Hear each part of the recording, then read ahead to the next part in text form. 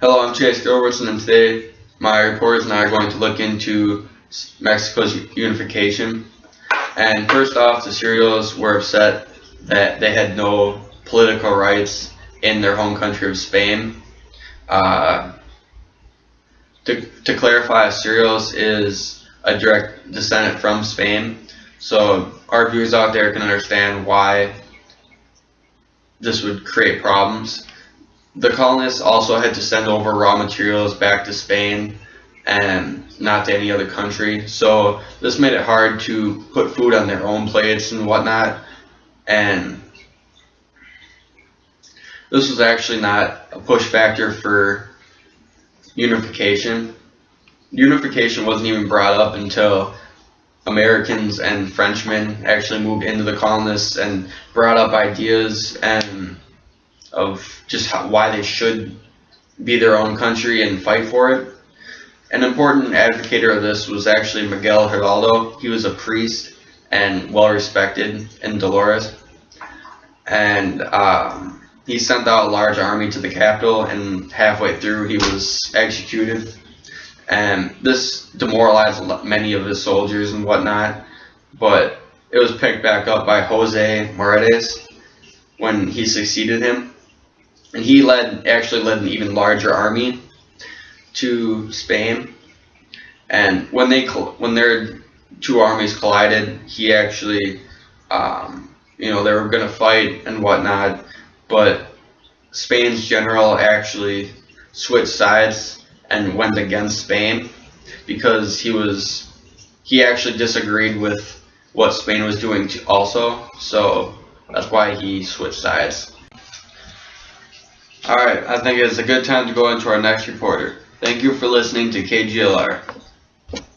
I'm Carlos Loriano, and today I'm going to tell you about the important dates which led up to Mexico's fight for independence.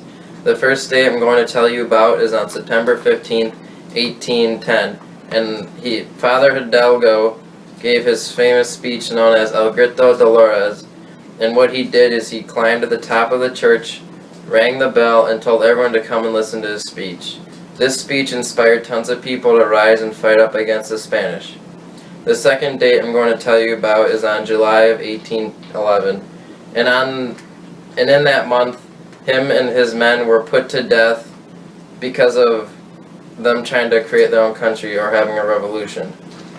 And then after his death, it inspired tons of people to rise up and fight up against the Spanish. And it took them until 1821 to defeat the Spanish. And it took them 2 more years to have the first presidential election in 1823. Frequently asked question as to who were the leaders who helped Mexico gain independence. Well, the two main people that helped Mexico gain their independence were Miguel Hidalgo y Costilla and Jose Maria Morelos. Miguel Hidalgo y Costilla, a pope, declared and initiated a proclamation against Spain known as the Grito de Dolores. That's right, Grito de Dolores. He led the Mexican people to revolt against the Spaniards and guided them to freedom. He ended up dying on July 31st, thus giving Jose Maria Morelos the leadership. Now, Jose Maria Morelos took over the southwest part of Mexico under Mexico City. He had control over many cities such as Acapulco, Oaxaca, Tehuacan, y Cuautla. He eventually was caught after repeatedly changing locations and moving their Congress around so they wouldn't get captured. And upon being captured, he was killed and charged with being a traitor. Well, that's all I have for you guys today. I'll go back to either Chase, Carlos, or Corbin. Thank you. I'm Corbin Crack, and I'm here to tell you about how Mexico celebrates their Independence Day. The celebration is started on September 15th, which is the eve of the Independence Day, where crowds of people gather in the Zócalos, or the town meeting place, of cities, towns, and villages.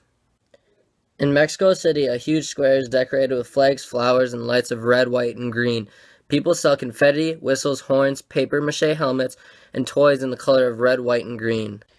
There's also a lot of feasting that happens on this day.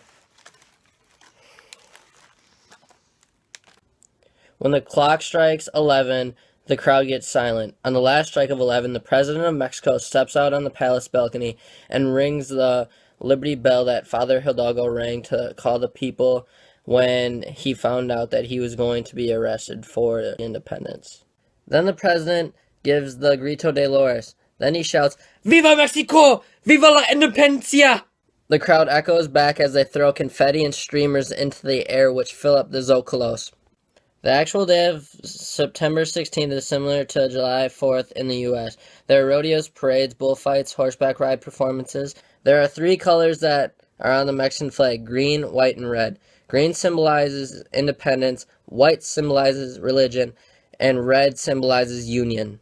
I hope you enjoyed my segment on how Mexico celebrates their Independence Day.